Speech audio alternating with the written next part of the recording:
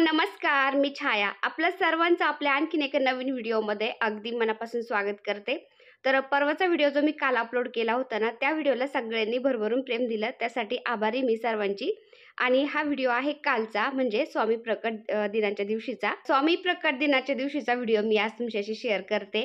आणि पाठीमागं एका व्हिडिओमध्ये मी सगळी माहिती सांगितली होती झाडांच्या बद्दल.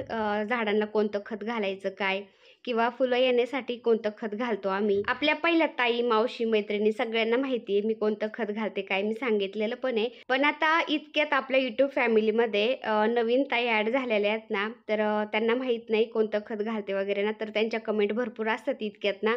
तर चला म्हटलं तुम्हाला पुन्हा एकदा सांगून देते झाडांना कोणतं खत घालत असतो काय वगैरे. तर उन्हाळ्यामध्ये तुम्हाला पण आपली झाडं व्यवस्थित ठेवायला मदत होईल. आता रोजची देवपूजा झाली. आपला चैत्र नवरात्रीचा जो अखंड दिवा प्रज्वलित केलेला आहे ना मी, तर त्याच्यामध्ये तेल वाढवलं.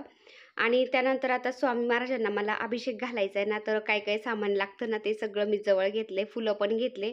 फुलाचा हार बनवते म्हणलं जरा, कारण आपल्या कण्हेराच्या दोन्ही झाडांना इतकी फुलं होते ना, तर मस्त हार बनवते म्हणलं. आणि चाफ्याचे 2 झाड आहेत ना टेरेसवरती, तर त्याला इतके फुलं येतात ना सध्या, भरपूर फुलं निघलेत, तर ते पण मी आणलेत. तर स्वामी महाराजांना चाफ्याचे फुलं पण खूप आवडतात, सोनचाफ्याचे पण आवडतात. पण सोनचाफ्याला सध्या फुलं नाही आहेत, आता कळ्या आल्यात बारीक बारीक, पण उमललेले नव्हते. पण बाकीच्या दुसऱ्या चाफ्यांना भरपूर फुलं होते, तर ते पण आणले मी तोडून. आणि हार पण बनवलाय. आता स्वामी महाराजांना अभिषेक घालते मी. आता स्वामी महाराजांना अभिषेक घालते ना मी, तर चमचा घेतलाय मी पाणी घालायला, कारण आपण जी छोटी पळी असते ना पहा तांब्याची, तिने अभिषेक घालतो, पाणी घालतो, पंचामृत घालतो.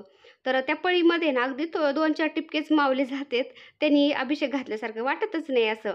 तर त्यामुळं मग मी असा चमचाच घेतलाय, आता अभिषेक घातल्यासारखं तरी वाटतं बाबा. आणि आपल्या स्वामी महाराजांची मूर्ती तुम्ही बघू शकता, एकदम जिवंत मूर्ती वाटते, जसं काय स्वामी महाराज तिथं विराजमान झालेत असं वाटतंय. कारण मी जिथून मूर्त्या घेत असते ना आमच्या इथं काकांकडून, केडगावमधून, तर ते काका आहेत ना, त्या मूर्त्या असतात ना, तर त्यांच्या डोळ्यांना मस्त असा आतमध्ये पांढरा कलर देतात, साईडने असं ते काळा पेंट देतात.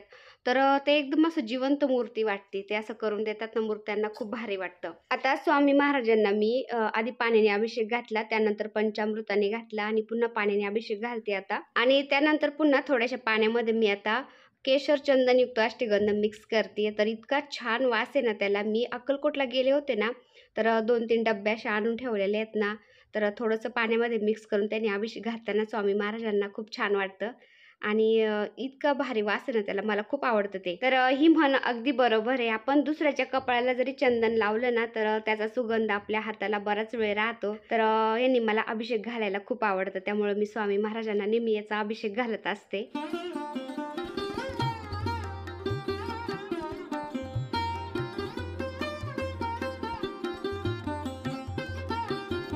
आता स्वामी महाराजांचा अभिषेक झाला, त्यानंतर स्वच्छ कपड्यांनी पुसून घेतलं मी, आणि त्यांना स्थान दिलं. आणि स्वामी महाराजांच्या आवडीची हिना अत्तर, तर ती पण लावते मी थोडीशी. हिना अत्तर पण मी अक्कलकोटला गेले होते ना तेव्हाच आणली होती. इथं मिळाली होती मला हिना अत्तर, पण ती व्यवस्थित नव्हती इतकी, तिथं मला छान मिळाली. आणि आता स्वामी महाराजांना मी अष्टगंध लावते. आणि अगदी छोटे छोटे वस्त्रांना मी घरीच तयार केले, तुम्ही बघू शकता. स्वामी महाराजांना लागते तरी किती. ते विकत आणले ना वस्त्र, ते इतके मोठाले होतेत ना, ते विकत पण आहेत माझ्याकडं, ते पण मी मध्ये मध्ये घालीत असते. पण घरी पण असे कपड्यांचे मी बनवत असते. मशनीवर एखादी टिप मारली की ते होऊन जातात आणि छान पण वाटतात ते. तर असं घरीच बनवलेलं वस्त्र मी स्वामी महाराजांना घातले, माळ पण घातली, आणि कण्हेराच्या फुलांची माळ बनवली होती, ती साईडनी मस्त डेकोरेशन केलंय. आणि आपल्या चाफ्याच्या झाडाला किती फुलं निघले तुम्ही बघू शकता. इतका छान वास आहे या चाफ्याच्या फुलाचा. तर सोनचाफ्याचं झाड आहे ना आपलं, तर माग इतकी फुलं निघायची ना त्याला, पण आता सध्या त्याला कळ्या आलेल्या आहेत भरपूर, पण उमललेलं नव्हतं एक पण. तर मी असे मग दुसऱ्या चाफ्याचेच फुलं तोडून आणलेत, आणि मस्त थोडंसं डेकोरेशन करते. स्वामी महाराजांना पण मी वाहिलेत आता.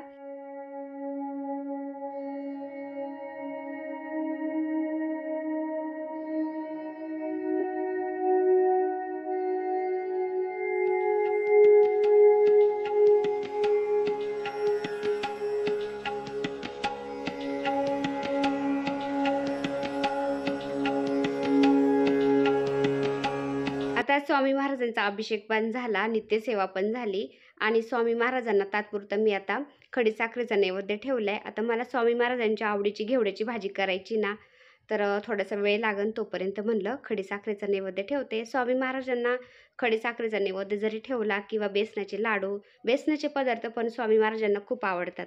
तर असं आपण नैवेद्य दाखवला तर तरी पण चालतं. तर देवाचं काही नसतं हेच पाहिजे तेच पाहिजे. आपण मनी भाव तिथं देव, भोळ्या भाबड्या मनाने काहीही आपण नैवेद्य ठेवला तरी ते स्वीकार करतात देव. आता सगळ्यात आधी मी तुम्हाला सांगते शेणखत कसं लागतं आपल्याला. तर तुम्ही बऱ्याच वेळा पाहिलं असेल की शेणखताचे भरपूर मोठाले ढिग असतात आणि आपल्या बऱ्याचशा ताई गावाकडे राहतात ना किंवा गावाकडून त्या सिटीमध्ये राहायला आलेले आहेत ना, त्यांना तर माहितीच असेल शेणाचा मोठा ढिग असतो आणि ताजं शेण जसं जसं आपण त्या ढिगावर टाकत राहू ना तसं तसं त्या ढिगाखाली किडे आहेत ना ते ताजं शेण खातात आणि त्यापासून एकदम कंपोस्ट खत तयार झालं जातं. तर तेच खत आपल्याला लागत असतं आपल्या झाडासाठी आणि ताजं शेण आपण झाडाला घालू शकत नाही. ताजं शेण जर आपण झाडाला घातलं ना तर आपल्या झाडाला बुरशी लागते, त्यामध्ये किडे होते, झाड खराब होतं आणि ताजं शेण आपण जर वाळवलं त्याची गौरी तयार होती कडक. तर बऱ्याचशा ताई मावशी गावाकडे राहिलेल्या असतील ना तर त्यांना माहीत असेल ताजं शेण वाळवलं ना त्याची कडक गौरी तयार झाली जाते आणि ते आपल्याला झाडाला घालता येत नाही. ते म्हणजे मातीमध्ये मिक्स होतच नाही ते. त्यामुळे आपल्याला असं एक कुजलेलं कंपोस्ट खतच लागत असतं. तर ज्या ताई शहरामध्ये राहतात ना त्यांना असं शेणखत अवेलेबल झालं नाही ना तर तुमच्या शेजारी आसपास कुठं असं शेतीविषयी दुकानं असलं ना त्याच्यामध्ये खतं मिळतात, युरिया मिळतो, DAP खत मिळतं, औषधं मिळतात. तर त्या दुकानामध्ये तुम्ही तपास करा. त्या दुकानामध्ये असं कंपोस्ट खत तुम्हाला मिळून जातं. पॅकबंद पिशवी असते, अशी गोणी असती. तर किती दिवस ठेवलं तरी ते खराब होत नाही. ते आपण असं आणून झाडांना थोडं थोडं घालू शकतो आणि ते विकत आपण कंपोस्ट खत आणलं ना तर त्याच्यामध्ये कुजलेलं शेण असतं, राख असती, पण त्या खतामध्ये खूप पॉवर असतं. त्यामुळं प्रत्येक झाडाला आपण 1 ते 2च मुठी घालायच्या, जास्त पण नाही घालायचं. जास्त घातलं तरी मग ते आपलं झाड सुकून जातं किंवा जळून जातं. तर भरपूर ताई विचारत होत्या की ताई हे खत शेणखत कुठं मिळेल. तर म्हणलं तुम्हाला सांगून द्यावं. पण हे पण महत्त्वाचं आहे आपण किती दिवसाला घालायचं. तर DAP खत आहे ना ते दाणेदार असं तुम्हाला दाखवते मी आता. तर ते DAP खत आपण महिन्यातून एकदाच घालायचं 10-12 दाणे आणि शेणखत आपण 15 दिवसातून 2-3 मुठी घालायच्या झाडाला. तर झाडं एकदम टवटवीत मस्त राहतात आणि झाडाला जास्त प्रमाणामध्ये फुलं पण येतात. तर बऱ्याच ताई बोलतात की आमची गुलाबाची झाडं आम्ही नर्सरीतून आणले ना तर त्याला एकदा फुलं आली की पुन्हा फुलंच येत नाही ताई. ते कशामुळं होतं आपण झाडाला व्यवस्थित टाईम टू टाईम खतच घालत नाही. त्यामुळं त्याला फुलंच येत नाही व्यवस्थित. तर कसं आहे ना आपण खाल्लं तरच आपल्याला एनर्जी येते. त्यानंतर जनावरांनी जर चारा खाल्ला तरच ते दूध देतात ना तसंच आहे. झाडांना आपण व्यवस्थित टाईम टू टाईम खत जर घातलं ना तर ते पण आपल्याला भरभरून फुलं देतात. तर तुम्ही किती वेळा पाहिलं असेल ना माझ्या गुलाबाला किती फुलं राहतात. तर हे पहा DAP खत असं असतं एकदम दाणेदार असतं. DAP खत कसं द्यायचं आपल्या झाडांना मी आधी पण सांगितलं होतं पुन्हा पण सांगते. जास्त नाही घालायचं कधी, नाहीतर आपल्या झाडांना नुकसान पण होऊ शकतं. जसं की 12 इंचीची कुंडी आहे ना तर 12 इंचीच्या कुंडीला 12च दाणे द्यायचे. पण माझी कुंडी जरा थोडीशी म्हणजे जी कलरची बादलीची ना मोठी तर ती मोठी जरा ना त्यामुळं असं 10-15 दाणे दिलेत त्याला आता DAP खताचे आणि खत पण घातले 2-3 मुठी फौजी साहेबांनी आधी. खत घातल्यानंतर DAP खत पण घातलंय आणि खुरप्याने थोडंसं असं ती माती मोकळी करून घेतेत. म्हणजे त्या मातीमध्ये ते खत आहे ना, शेणखत पण आणि DAP खत पण असं मिक्स झालं जातं आणि त्याचं पोषण आपल्या झाडांना मिळतं आणि झाडं टवटवीत पण राहतात, हिरवेगार पण राहतात आणि त्यांना जास्त प्रमाणामध्ये फुलं पण येते. तर DAP खत आहे ना फक्त फुलझाडांनाच घालतो आम्ही. बाकीच्या झाडांना DAP खत अजिबात घालत नाही. बाकीच्या झाडांना फक्त आम्ही शेणखतच घालत असतो. ते पण 15 दिवसातून, 15-20 दिवसातून असं 2-3 मुठी शेणखत घालायचं आणि थोडीशी माती मोकळी करून घ्यायची. तर झाडं छान राहतात. आता झाडांना खत घातलेला महिना झाला होता, पण लगेच समजतं. आम्ही त्याच्या झाडाच्या साईडनी ना कोथिंबीर टाकत असतो. तर कोथिंबीरीचा आहे ना एकदम असा तेज कमी झाल्यासारखं झाला, त्याची ग्रोथ कमी झाली. लगेच आम्हाला समजतं की आता खत कमी पडलंय बाबा, खत घालायला पाहिजे. त्यामुळं फौजी साहेब म्हणले, "आता मी पहिलं खत घालतो झाडांना." तर असं 15 दिवसातून एकदा खत घालावंच लागतं. महिना झालाय तर लगेच ते जाणवायला लागलं की आता झाडांची ग्रोथ थोडीशी डाऊन झालेली आहे. त्यामुळं फौजी साहेब लागले पुन्हा आता झाडांना खत द्यायला आणि तुम्ही नर्सरीतून आणल्यानंतर झाडं मी तुम्हाला दाखवले होते, झाडं लावलेले पण दाखवले होते. त्यावेळेस या झाडांना आहे ना 1-2 फांद्या होत्या फक्त, जास्त फुलं पण नव्हते, 2-2 फुलं होते. पण त्यानंतर मी जे नवीन फुल येतं ना, तर ते 2-3 दिवस ठेवते आणि ते कापून घेते आणि ज्या ठिकाणाहून आपण फुल कात्रीने कापलंय ना, त्या ठिकाणाहून 2-3 फांद्या फुटतात आणि त्याला लगेच अशी गुच्छांनीच कळ्या येतात. इतक्या कळ्या येतात ना, भरपूर फुलं येतात. आणि ह्या ग्रो बॅगमध्ये कोथिंबीर आलेली ना छान दिसते ना, कारण त्याच्यामध्ये दुसरं झाडच नाही ना, तेवढी कोथिंबीरच आहे. त्याच्यामुळे ते एकदम टवटवीत दिसती. बाकीच्या बॅगमध्ये किंवा कुंडीमध्ये दुसरं झाड पण नसतं, कोथिंबीर पण नसती. तर त्याला पोषण पण जास्तच लागतं ना, त्यामुळं असं 15 दिवसातून एकदा खत घालावं लागतं. इतक्यात फौजी साहेबांना ना वेळच मिळाला नाही झाडांना खत घालायला, कारण सारख्या त्यांना बाहेर ड्युट्या लागत होत्या ना. तर ते सिद्धटेकवरून आलेत परवा आणि लगेच आता झाडांच्या मागे लागलेत. तर झाडांचा पूर्ण फडशच पाडलाय त्यांनी. खत घातले, ते व्यवस्थित असं ते झाडाच्या मुळाची माती मोकळी केली. झाडांच्यात वेगळं म्हणजे गवत उगलेलं असतं ना, रानटी गवत, तर ते पण असं गवत काढावं लागतं. नाहीतर मग ते गवत आहे ना झाडाचं पोषण खातं आणि आपलं झाड व्यवस्थित येत नाही मग. तर रातराणीचं झाड तुम्ही बघू शकता. पानं कमी पण इतके फुलं आलेत ना त्याला, एकदम अशी गुच्छांनी फुलं आलेत. संध्याकाळचं आम्ही टेरेसवर आलो ना, इतका छान वास सुटतो ना या रातराणीचा, खूप भारी वाटतं. तर पहिलं मी खाली लावलं होतं खालच्या गार्डनमध्ये रातराणीचं झाड. पण आमच्या इकडं काही काका मावशी ते फिरायला येतात ना, ते बोलले की इतका वास आहे ना त्या रातराणीला, त्या वासाने इचुकाटा जवळ येतो झाडाच्या. त्यामुळं तुम्ही ते काढून टाका. त्यावेळेस आम्ही काढून टाकलं, पण आता टेरेसवरती लावावं म्हणलं मोठ्या बादलीमध्ये, कारण खूप भारी वास येतो त्याचा. तर सगळेच झाडं आपले छान झालेत, पण आता खत घातलंय त्याला, खत पाणी घातलं की अजून ते छान होतील आता. तर हे पहा आता गुलाबाच्या झाडाला इतके फुलं आहेत ना, मी ते तोडून घेते, म्हणजे कात्रीने कापून घेते. म्हणजे त्याला पुन्हा आता छान नवीन पालवी फुटन आणि पुन्हा त्याला कळ्या येतील. असं म्हणतात ना, की बदल हा प्रकृतीचा नियम आहे. तर बदल हा होतच राहतो आणि बदल हा झालाच पाहिजे. तर जुने फुलं आपण जेव्हा कापून घेऊ ना, काढून घेऊ, त्यावेळेसच त्याला नवीन पालवी फुटन आणि तेव्हाच त्याला नवीन फुलं येतील ना, तर जुने फुलं अशी काढून घ्यावं लागतात. ह्या झाडाचं मी जुने फुलं काढून घेतले होते आणि एकाच फांदीला तुम्ही बघू शकता 4 कळ्या आल्या. तर एक उमललंय आणि 3 कळ्या बाकी आहेत अजून उमलायच्या. तर एकाच फांदीला असे 4-5, 4-5, 5-6 कळ्या येतात. खूप फुलं येतात. तर टाईम टू टाईम असं खत घालत जा झाडांना, तर झाडं छान होतात बरं का. आणि वातावरण कसं झालंय ते पण मी तुम्हाला दाखवते आता. 2-3 दिवसापासून आहे ना आभाळ येतंय आणि एकदम पावसासारखं वातावरण झालेलं आहे. पावसाळा म्हणजे माझा आवडीचा ऋतू आहे बरं का. पावसाळ्याचं वातावरण मला खूप आवडतं. आता फौजी साहेबांनी टेरेसवरती येतं आणि घराची बेल वाजली, कोणतरी आलंय खाली, असं पळपळ जावं लागतं. परत वर यायचं, अशी पायाची पायपिटी होती ना. सूर्यदेव भरपूर वरती आलेत आणि ढगाळ वातावरण आहे. असं ढगाळ वातावरणात आहे ना पक्ष्यांची खूप अशी किलबिल चालू राहते. इतकी पक्षी किलबिल करत होते ना. फौजी साहेबांचे मित्र आलेले आहेत, सरफराज भैया. ये पहले ये जो गांव में जो है ना, ये जो घर का चूल्हे का जो राख रहता है ना, हाँ, और गोबर खेती में डाल दो ना, खाद डालने की जरूरत नहीं पड़ता। बराबर. वही है ना फिर ये।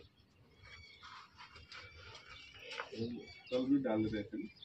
कल भी डाल रहा था, कल वो डाल, लेकिन ये ज्यादा है ना, ये कहाँ अंदर गया, सब ऊपरे रह गया ये।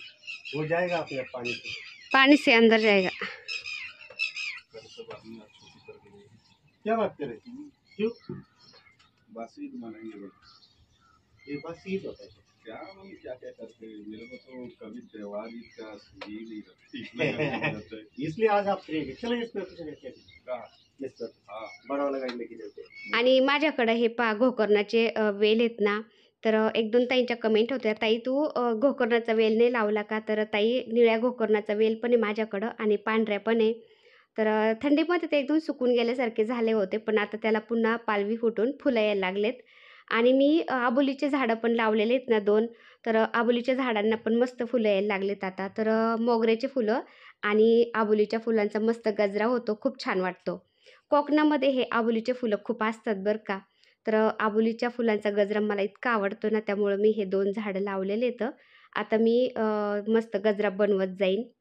आणि असं झाडांना खत-पाणी टाईम टू टाईम असलं ना, झाडं एकदम टवटवीत मस्त राहतात. जसं की आपल्या पोटापाण्याला मिळालं ना, तर आपण एकदम तंदुरुस्त राहतो ना. तर झाडांचं पण तसंच आहे. त्यांच्या पोटापाण्याला दिलं ना टाईम टू टाईम, तर ते पण एकदम व्यवस्थित मस्त ताजेतवाने राहतात. आणि खरं एक सांगू का ताईंनो, झाडांनीच आपल्या घरामध्ये सुख-समृद्धी येत असते असं म्हणतात. घराच्या आवारामध्ये आपण आवर्जून थोडे का होईना झाडं नक्की लावत जायचे. त्यांनी खरंच सुख-समृद्धी येते आपल्या घरामध्ये, एकदम पॉझिटिव्हिटी, प्रसन्नता टिकून राहते.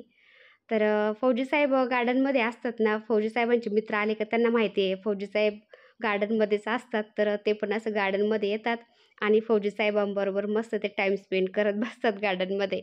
तर आपल्या चाफ्याला तुम्ही बघू शकता किती फुलं आलेत. असे गुच्छांनी फुलं येतात ना, भरपूर फुलं निघतात. तरी खाली पूजेसाठी मी दुसऱ्या चाफ्याच्या झाडाचे आहेत ना एवढे फुलं काढून नेलेत बरं का. आता ह्या दुसऱ्या झाडाला एवढे पुन्हा फुलं येतं, तर चाफ्याच्या झाडाला इतके फुलं राहतात ना, एवढ्याशा छोट्या ड्रममध्ये लावलेलं आहे मी ते, तरी पण खूप भारी आलंय. हे बघा आता किती छोटं ड्रम आहे ते. असं ड्रम होतं त्याचं वरचं कापलंय, त्याच्यामध्ये माती भरून ते लावून दिले चाफ्याचं झाड, तरी पण मस्त बहरलंय ते. आणि हे पहा ह्या ट्रेमध्ये मी पालकाचे बी आहे ना थोडंसं टाकून दिलं होतं, तर त्याचे ठोम आले 2-4 ना, किती मस्त झाले तुम्ही बघू शकता. तर असं मध्ये मध्ये आपल्याला फोडणीला पालकाची पानं असले ना बरं वाटतं, कारण मुलं तशी पालकाची भाजी खायला नको बोलतात. आणि फोडणीला असं थोडे पानं घातले की मग त्यांना कळत पण नाही पालक आहे की काय आहे, त्यांच्या पोटामध्ये पण जातात मग. तर मी खाली आली आता आणि खालचे पण झाडं तुम्हाला दाखवते आता, कारण भरपूर झाडांच्या कमेंट होत्या ना इतक्यात, म्हणलं खालचे झाडं पण दाखवावा. आणि 1-2 ताईंच्या कमेंट होत्या की खालच्या पाम ट्रेंडला तुम्ही काय घालता, तर शेणखतच घालतो ताईंनो. आणि महिन्यातून एखाद्या वेळेस मग असं DAP खताचे थोडेसे दाणे टाकून देतो, म्हणजे हिरवेगार झाडं राहतात आणि शेणखताने छान पोषण पण मिळतं त्यांना. आणि माझं ॲडेनियम तर एकदम भारी झालं इतक्यात. फक्त आता उन्हाळ्यामुळं माझा नागवेलीचा वेल आहे ना थोडासा म्हणजे असं त्याचे पानं खराब झाल्यासारखे झालेत. तर हे पहा घरामध्ये चिमण्या जातात, असं थोडं जरी उघडं सोडलं ना घरातून येडा मारून येतात त्या. तर माझ्या जास्वंदीला पण किती फुलं आहेत तुम्ही बघू शकता, शेणखत आणि DAP खत घातल्यामुळं. तर इकडं ताई मावशी फिरायला येतात ना मोकळ्या वातावरणामध्ये, ते असं तेल बनवायला आहे ना जास्वंदीचे फुलं घेऊन जातात. आणि फौजी साहेबांनी हे पहा ॲडेनियमच्या तिथं पण आता थोडंसं खत घातलंय आणि थोडीशी माती खालीवर केली. आणि आपल्या ॲडेनियमबद्दल सुद्धा 1-2 कमेंट होत्या, तर ॲडेनियमचं झाड कुठून आणलं, काय कसं. तर ताईंनो हे ॲडेनियमचं झाड आहे ना 9-10 वर्षापूर्वीचं आहे. ते असं बोन्साई असतं ना, ते जास्त मोठं पण होत नाही, पण त्याला इतके फुलं असतात ना सीझनमध्ये. तर म्हणजे 12 महिन्यातले 6 महिने तर त्याला फुलंच राहतात आणि 2 प्रकारचे फुलं येतात त्याला. आणि आपलं हे गुलाब, तर एवढं गुलाब आणि हे ॲडेनियम आहे नेहमी बहरत राहतं, इथं खूप फुलं राहतात याला. आणि 2 प्रकारची फुलं आहेत ना त्याला खूप भारी वाटते असं आहे. तर चला आजचा व्हिडिओ मी इथं सेंड करते. आता व्हिडिओ आवडला असेल तर एक लाईक करा, चॅनलवर नवीन असाल तर प्लीज आपल्या चॅनलला सबस्क्राईब पण करा. चला तर भेटूया पुन्हा अशाच एका छानशा व्हिडिओबरोबर. तोपर्यंत बाय बाय. व्हिडिओ बघितल्याबद्दल खूप खूप धन्यवाद सर्वांचे. सर्वांना श्री स्वामी समर्थ.